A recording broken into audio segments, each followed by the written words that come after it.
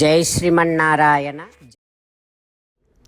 అయినా శత్రుఘ్నుడు వదలలేదు.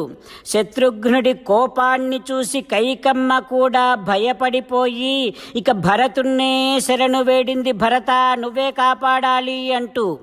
వెంటనే భరతుడు శత్రుఘ్నుణ్ణి చూసి, శత్రుఘ్నా, అవధ్యాః సర్వభూతానాం ప్రమదాః క్షమ్యతాం ఇతి.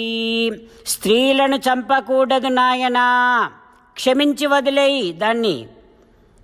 అట్లా అనుకుంటే నేనే ఎప్పుడో పాపాత్మురాలైనటువంటి కైకమ్మను చంపి ఉండేవాడిని తెలుసా.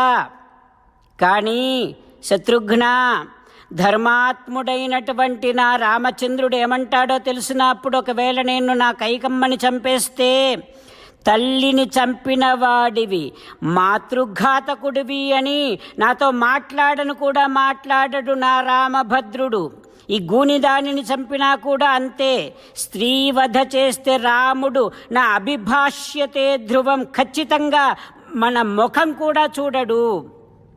అందుకే వీరందరినీ వదిలేద్దాం మనం అని భరతుడు అనగానే శత్రుఘ్నుడు మందరను వదిలివేశాడు. మందర వెళ్ళి కైక పాదాల మీద పడి దుఃఖిస్తోంది. కైకమ్మ మందరను ఓదారుస్తుంది. దశరథ మహారాజు మరణించిన తర్వాత 14వ రోజున ప్రొద్దున్నే మంత్రి పురోహితాదులు అందరూ వచ్చి భరతుడితో ఇలా అంటూ ఉన్నారు, భరత, రాజుగారు రాముణ్ణి అడవికి పంపించి తాను మరణించాడు. ఓ భరత, ఇప్పుడు త్వం అద్య భవనో రాజా, ఇప్పుడు నువ్వే మాకు రాజువి కావాలి. భరత, ఇప్పటి వరకు రాజుగారు మరణించిన తర్వాత ప్రభుత్వము లేకపోయినప్పటికీ ఇప్పటి వరకు మన అయోధ్యలో ఏ విధమైనటువంటి అరాచకాలు జరగలేదు దైవానుగ్రహం వల్ల. కనుక ఓ భరత, నువ్వు వెంటనే పట్టాభిషేకం చేసుకోవాలి. పట్టాభిషేకము కోసము ఏర్పాట్లన్నీ చేశాము భరత. పరంపరాగతమైనటువంటి ఏ విధమైనటువంటి మచ్చలేనటువంటి కళంకము లేనటువంటి ఈ అయోధ్య రాజ్యాన్ని స్వీకరించు, పట్టాభిషేకం చేసుకో భరత అని మంత్రి పురోహితాదులు అందరూ అనగానే భరతుడు లేచి వెళ్ళి ఆ పట్టాభిషేక ఏర్పాట్లన్నీ చూసి, పట్టాభిషేకము కోసము తీసుకొని వచ్చినటువంటి సామగ్రినంతటిని కూడా చూసి, ఆ సామగ్రికి ఏర్పాట్లకు ప్రదక్షిణ చేసి, తనకు పట్టాభిషేకం చేయటం కోసం వచ్చినటువంటి వారందరితో ఇలా అంటూ ఉన్నాడు భరతుడు, మా వంశములో జ్యేష్ఠుడే, పెద్దవాడే రాజవటమనేటటువంటి విషయం మీకందరికీ తెలుసు కదా. అయినా నన్ను రాజును కమ్మని ఏ విధంగా అడుగుతున్నారు మీరంతా? ఇప్పుడే చెబుతున్నాను వినండి. మా అన్న రాముడే రాజు, మా అన్న రాముడే మహారాజు. ఇదిగో ఇప్పుడే నేను అడవికి వెళ్ళి నా రామచంద్రుణ్ణి వెనక్కి తీసుకొని వస్తా. సేనాధిపతుల్లారా, మంత్రి పురోహితుల్లారా, రథ గజ తురగ పదాతి రూపమైనటువంటి విస్తారమైనటువంటి చతురంగ బలాలను సిద్ధం చేయండి. వంది మాగధుల్లారా, అభిషేకం కోసం తీసుకుని వచ్చినటువంటి సకల వస్తువులని సకలోపకరణములని శుభకరంగా అందరూ సిద్ధం చేసుకొని ముందు పెట్టుకొని శ్రీరామచంద్రుడి పట్టాభిషేకం కోసం అడవికి వెళ్దాం. తత్రైవ తం నరవ్యాఘ్రం అభిషిచ్య పురస్కృతం, అక్కడే అడవిలోనే అన్న నా రామచంద్రుడికి, నరశ్రేష్ఠుడైనటువంటి నా రామభద్రుడికి అడవిలోనే అభిషేకము పట్టాభిషేకము చేసి యజ్ఞకుండములో నుంచి అగ్నిని తీసుకొని వచ్చినట్టు నా రామచంద్రుణ్ణి నేను అయోధ్యకు తీసుకొని వస్తా.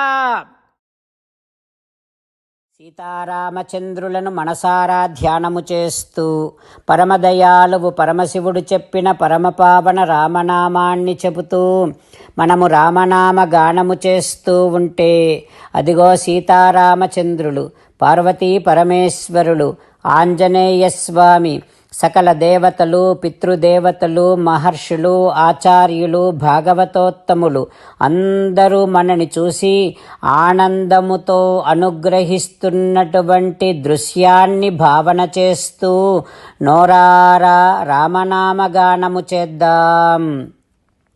రామ రామ దశరథ రామ, రామ రామ దశరథ రామ, హే హే రాజా రామ, హే హే రాజా రామ, హే హే సీతారామ, హే హే సీతారామ. జై శ్రీమన్నారాయణ. భక్తులకు ప్రత్యేకమైనటువంటి విజ్ఞాపన.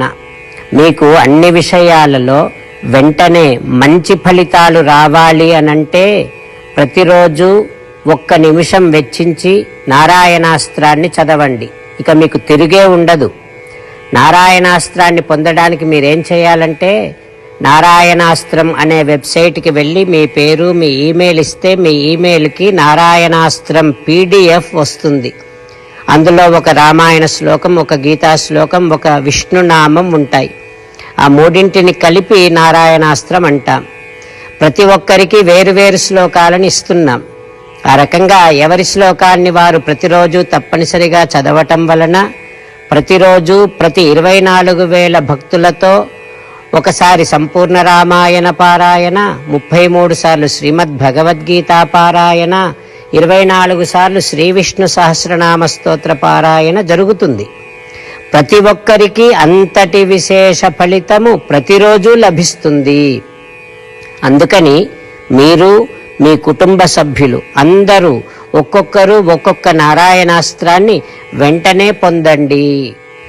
జై శ్రీమన్నారాయణ. శ్రీమద్ భగవద్గీత సారాంశముగా 18వ అధ్యాయములో 65 నుంచి 69 శ్లోకముల ద్వారా శ్రీకృష్ణ భగవానుడు మనందరినీ ఒక 8 పనులు చేయమని చెబుతూ పరమాత్మ ఈ రకంగా అంటూ ఉన్నాడు.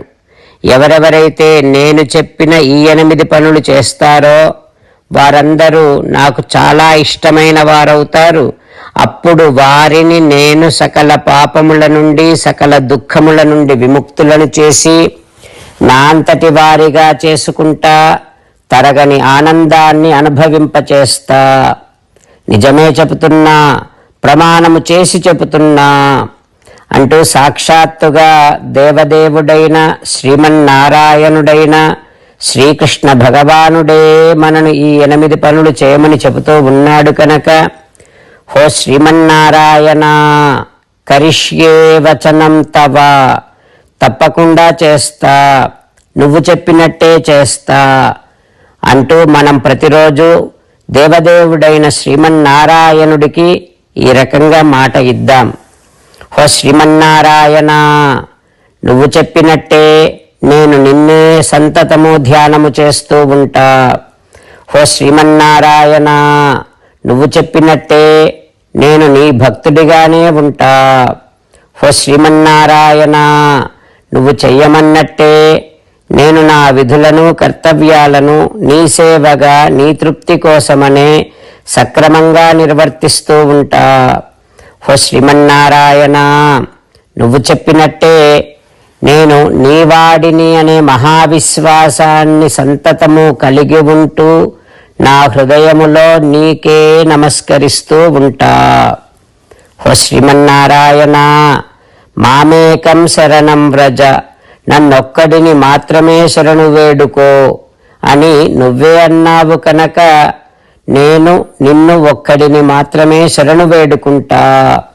హో శ్రీమన్నారాయణ, మా శుచః, ఇక దుఃఖించకు అని నువ్వే నాకు భరోసా ఇస్తూ ఉన్నావు కనుక నేను ఇక దుఃఖించను. హో శ్రీమన్నారాయణ, నువ్వు చెప్పినట్టే నువ్వు నా కోసమని చెప్పిన శ్రీమద్భగవద్గీతను ఎప్పుడో ఒక్కసారి కాకుండా ప్రతిరోజు కనీసము 1 శ్లోకాన్నైనా అనుసంధానము చేస్తూ గీతోపదేశాన్ని జ్ఞాపకం చేసుకుంటూ ఉంటా. ఓ శ్రీమన్నారాయణ, నువ్వు చెప్పినట్టే నువ్వందరి కోసమని చెప్పిన శ్రీమద్భగవద్గీతను తెలియని భక్తులందరికీ తెలియచేసే నా వంతు ప్రయత్నాన్ని నిరంతరము కొనసాగిస్తూనే ఉంటా. ఓ శ్రీమన్నారాయణ, నేను నువ్వు చెప్పినట్టే చేస్తా, నీకు నచ్చినట్టే ప్రవర్తిస్తా, నీకోసమే పని చేస్తూ ఉంటా. కరిష్యే వచనం తవ. సర్వం శ్రీకృష్ణార్పణమస్తు. జై శ్రీమన్నారాయణ.